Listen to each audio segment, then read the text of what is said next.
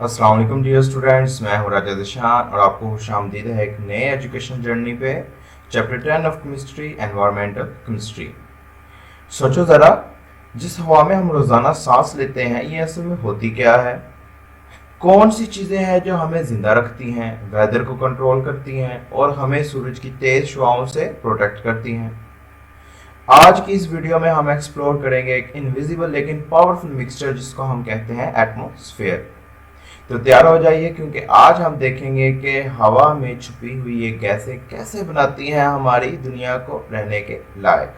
अब टेंशन ना लो, नाम बड़ा लगता है लेकिन समझना बहुत इजी है। So let's get started. Environmental chemistry क्या होती है भाई? ये केमिस्ट्री का वो पार्ट है जो बताता है कि हमारे एनवायरनमेंट में कौन कौन से केमिकल्स और पोल्यूटेंट्स घूम रहे हैं, और ये भी कि ये चीज़ें इंसानों, जानवरों, प्लांट्स और हत्ता के बिल्डिंग्स पर क्या असर डालती हैं। इसे रीड आउट करते हैं। The branch of chemistry which deals with the study of chemicals and other pollutants in the environment is called environmental chemistry. It also covers the adverse effects of these chemicals on living and non-living things. Environmental chemistry का गोल क्या है? Environmental chemistry का main objective ये है कि लोगों, खास करके स्टूडेंट्स को एनवायरनमेंट की हिफाजत और उसके तहफ़्फ़ुज़ के बारे में आगाही दी जाए, क्योंकि ये दुनिया हम सब की है और इसकी सफाई और तहफ़्फ़ुज़ हमारी जिम्मेदारी है। जब हम एनवायरनमेंट को समझते हैं तो उससे बेहतर तरीके से प्रोटेक्ट भी कर सकते हैं। तो our main objective is environmental chemistry is the part of environmental education.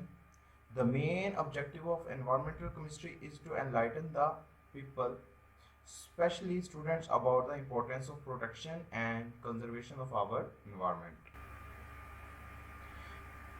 Atmosphere क्या है? सोचो, ज़मीन ने एक हवा की चादर ओढ़ रखी है, बस उसी को कहते हैं एटमॉस्फेयर। इस हवा में होती हैं कुछ इंपॉर्टेंट गैसेस जो हमारी सांस और प्लांट्स को खाने यानी कि फोटोसिंथेसिस के लिए सुपर इंपॉर्टेंट है। Earth is covered with a blanket of air called the atmosphere.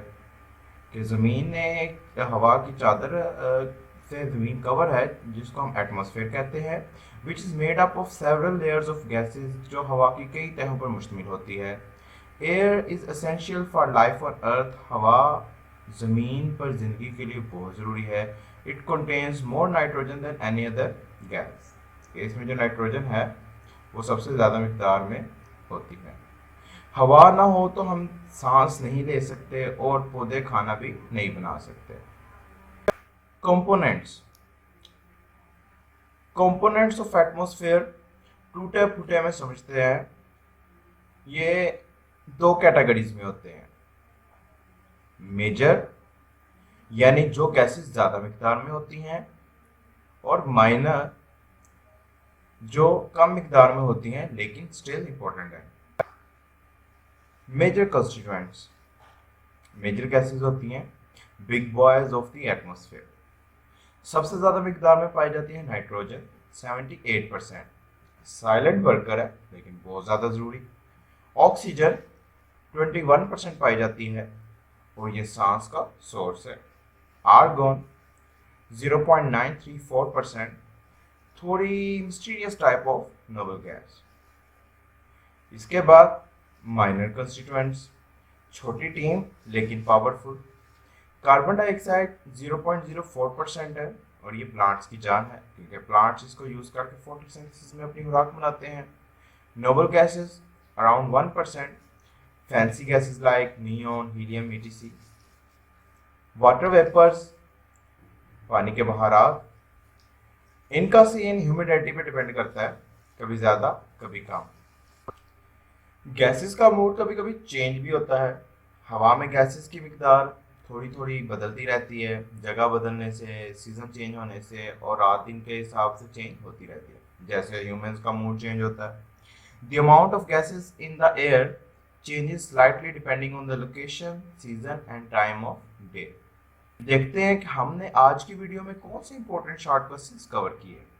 First question है, define environmental chemistry.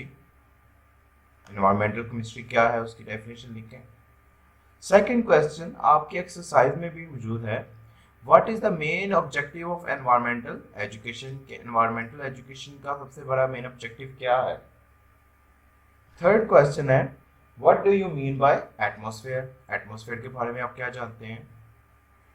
Fourth question है, right the types of component of atmosphere, right 3 examples of each, के components of atmosphere की types कौन सी हैं।